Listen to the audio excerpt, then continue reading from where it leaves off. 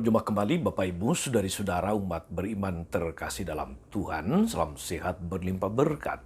Selamat berhari Minggu pada Minggu tanggal 17 September 2023, Minggu biasa ke-24 tahun A. Saya Romagus CSSN mengajak saudari-saudara hari ini merenungkan kutipan Injil Matius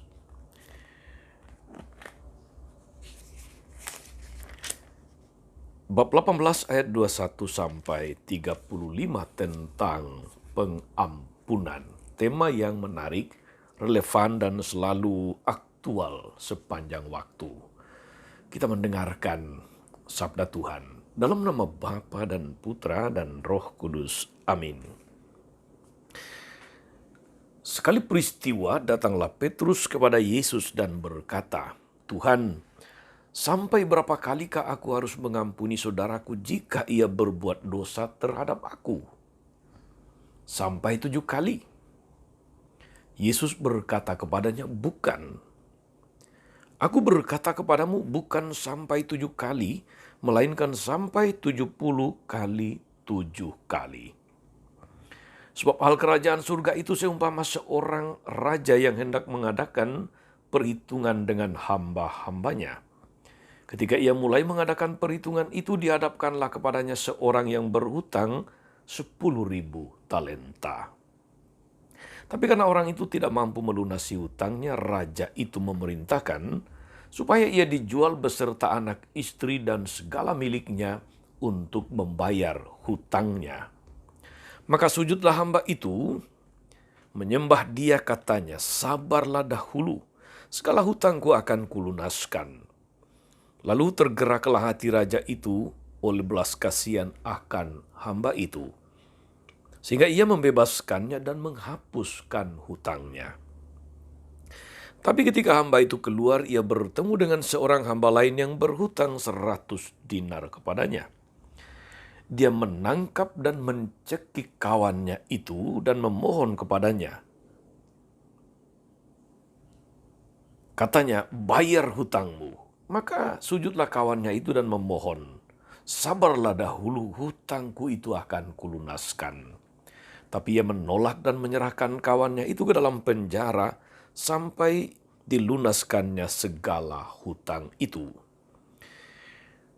Melihat itu, kawan-kawannya yang lain sangat sedih, lalu menyampaikan segala yang terjadi kepada tuan mereka.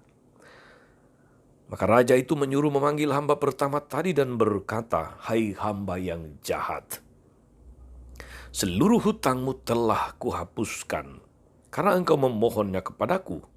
Bukankah engkau pun harus mengasihani kawanmu seperti aku telah mengasihani engkau?' Maka marahlah tuannya itu dan menyerahkan dia kepada algojo-algojo sampai ia melunaskan seluruh hutangnya. Demikianlah Bapakku yang di sorga akan berbuat terhadap kamu apabila kamu masing-masing tidak mengampuni saudaramu dengan segenap hatimu." Demikianlah sabda Tuhan. Bapak Ibu saudari-saudara umat beriman terkasih dalam Tuhan.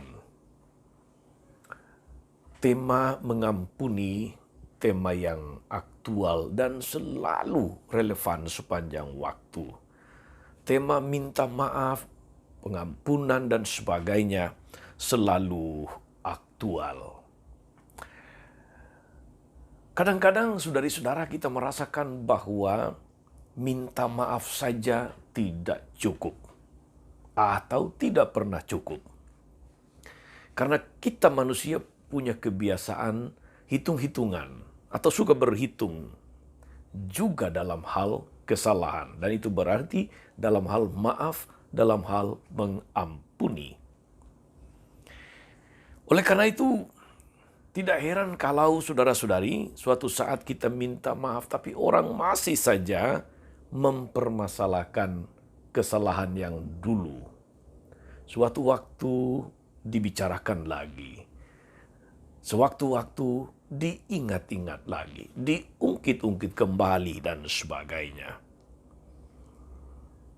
Seringkali saudara-saudari kita berpikir bahwa sakit hati harus dibalas, harus impas.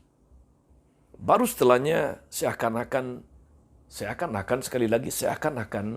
kita lalu bisa hidup tenang. Seakan-akan kita bisa hidup damai dengan membalas dendam. Saudara-saudara, umat beriman terkasih dalam Tuhan, itulah sebabnya seringkali terjadi bahwa kemarahan itu bisa berubah menjadi sebuah kebencian.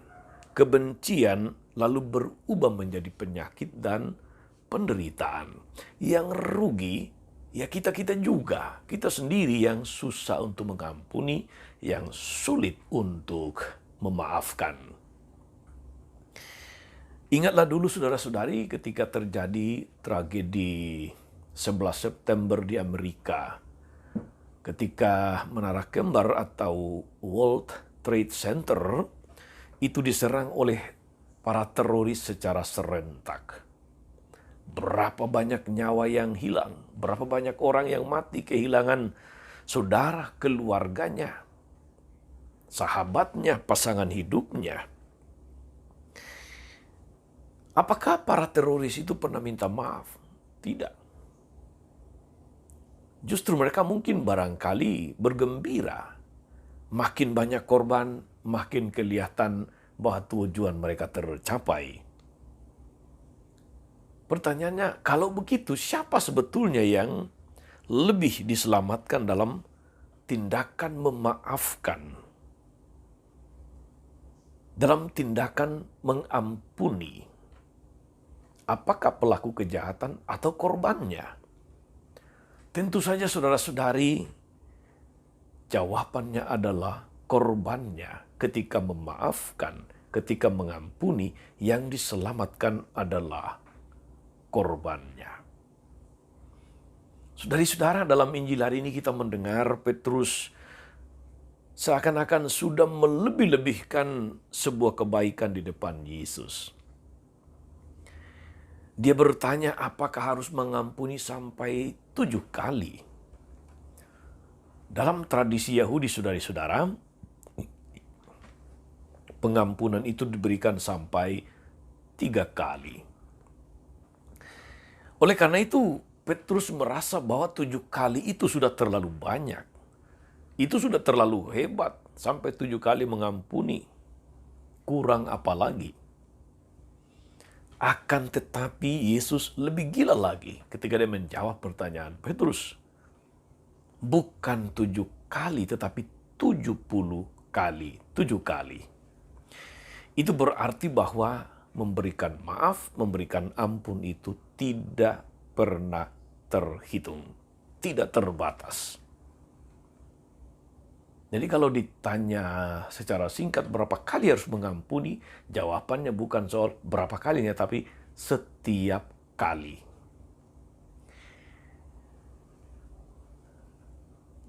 Bagi Yesus, saudara-saudari, pengampunan itu bukan untuk dihitung-hitung. Pengampunan itu bukan untuk dihitung-hitung. Akan tetapi perumpamaan yang disampaikan Yesus berbicara lebih menusuk lagi di hati kita. Yesus bicara soal orang yang menjadi korban. Jumlah 10.000 talenta itu tidak masuk akal.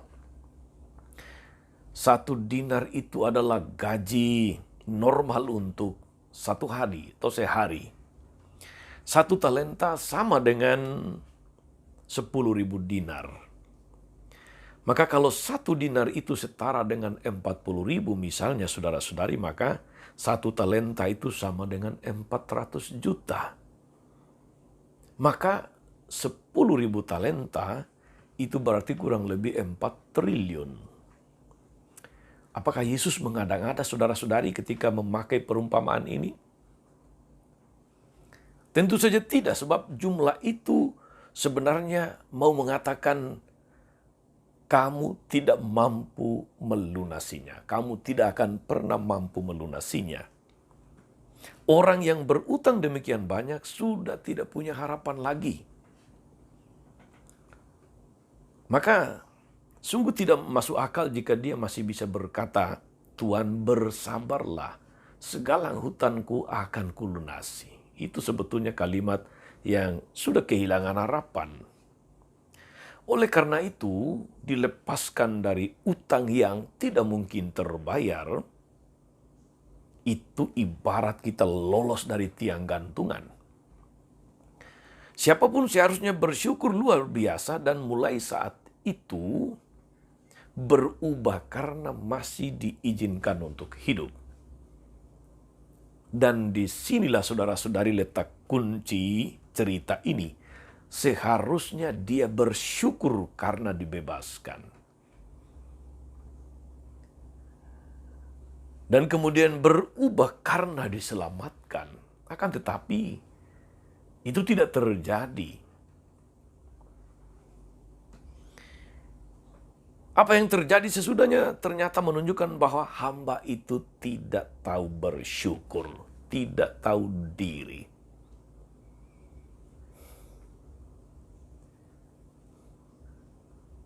Apalagi berubah, bertobat.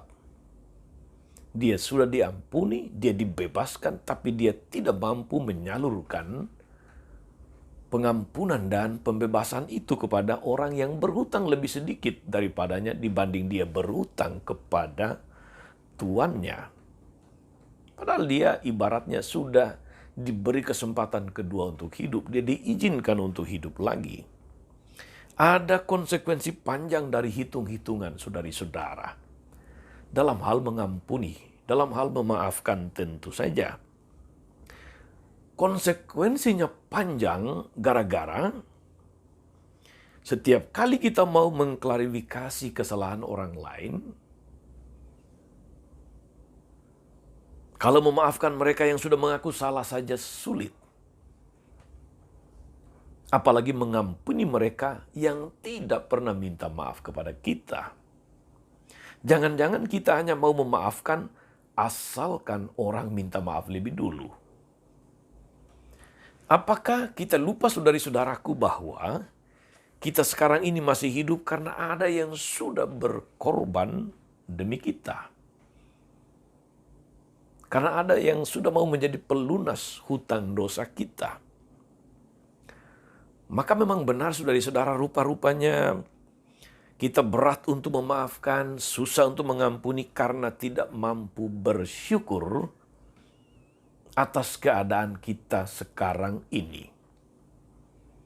Saudari-saudara, kitab Putra Sirak, bacaan pertama hari ini, mengingatkan kita akan doa Bapa kami yang diajarkan Yesus. Banyak yang tidak memperhatikan bahwa pengampunan kita dalam tanda kutip itu adalah syarat bagi pengampunan Bapa. Ampunilah kesalahan kami seperti kami pun mengampuni yang bersalah kepada kami. Akan tetapi faktanya bagaimana saudari-saudara? Jangan berpikir soal impas. Sebab pengampunan kita terhadap orang lain tidak akan pernah impas dengan pengorbanan Yesus di kayu salib. Dan itu terjadi untuk menyelamatkan kita. Utang kita terhadap Bapa mungkin terbayar. Tak mungkin terbayar. Maka jangan suka menghitung-hitung apa yang sudah kita lakukan.